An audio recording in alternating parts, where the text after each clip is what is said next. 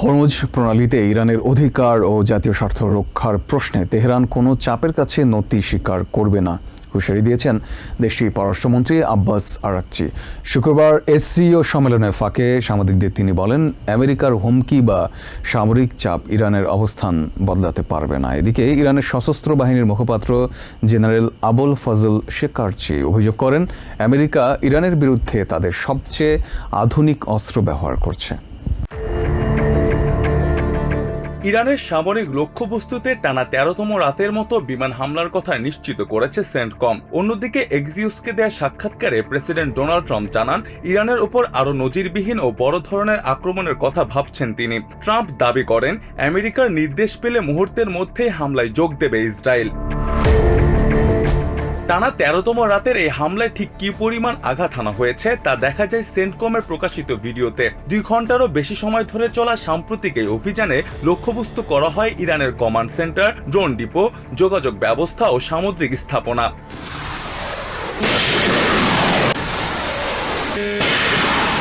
এই বিমান হামলার পর দেশটির কেরমানশাহ, খুজেস্তান ও বুশেহরের জোরালো বিস্ফোরণের কথা জানিয়েছে ইরানের রাষ্ট্রীয় সংবাদ মাধ্যম। বিশেষ করে খুজেস্তানের একটি টার্মিনালে ক্ষেপণাস্ত্র হামলায় নিহত হয়েছে অন্তত ২ জন, আহত আরও ১১ জন। এছাড়া হরমুজ প্রণালীর কেশম দ্বীপও বিকট বিস্ফোরণের শব্দ শোনা গেছে। এর বিপরীতে পূর্ণ প্রস্তুত থাকার ঘোষণা দিয়ে মধ্যপ্রাচ্যে আমেরিকার লক্ষ্যবস্তুতে পাল্টা আঘাত এনেছে ইরানের Islamic revolutionary guard corps. Jordan ও কুয়েতে অবস্থিত আমেরিকার ঘাঁটিতে হামলা চালানোর দাবি করে তারা জানায়, কুয়েতের আল আদিরি ক্যাম্পের US special electronics warfare unit ধ্বংস করা হয়েছে।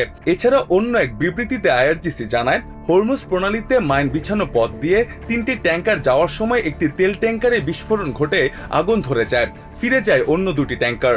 শুক্রবার ইরানের সেনাবাহিনী জানায়, জর্ডানে আল আজরাক ও বাহরাইনের শেখ ইসা ঘাঁটিতে আমেরিকার সেনা আবাসন, জ্বালানি ডিপো, সামরিক গুদাম ও বিমান হ্যাঙ্গারে ড্রোন হামলা চালিয়েছে তারা।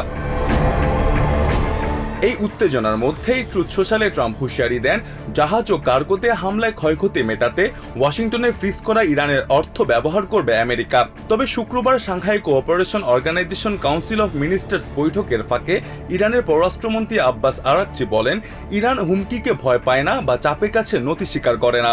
ما نه از تهدید می‌ترسیم نه از نظیر بار فشار خواهیم رفت না জবান নাদরুস্ত তাহাম্মুল می‌کنیم। তিনি আরো বলেন, ইরান হরমুজ প্রণালীতে তাদের অধিকার রক্ষা অব্যাহত রাখবে। اصولی خودمون ادامه میدیم. حفظ منافع مردم ایران، حفظ حقوق مردم ایران، حفظ حقوق ایران در تنگه هرمز در منطقه خلیج فارس।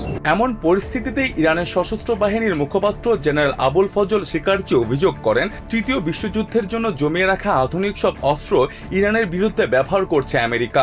هر امکاناتی، هر جنگ افزاری، هر پیشبینی که برای جنگ جهانی سوم آمریکایی‌ها پیشبینی کرده بودند، ذخیره کرده بودند که با قدرت‌های جهان এই সংঘাতের প্রভাব দেখা গেছে হরমুজ প্রণালীতেও। শুক্রবার ভিএইচএফ রেডিওর অডিও বার্তা অনুযায়ী হরমুজ প্রণালীর কাছে ৩০ জন নাবিক নিয়ে আক্রমণের শিকার হয়েছে দিশা নামে একটি জাহাজ।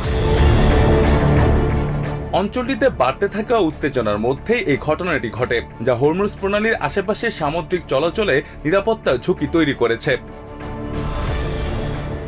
মোস্তফা আশিকিন আবির, TVN 24 নিউজ ডেস্ক।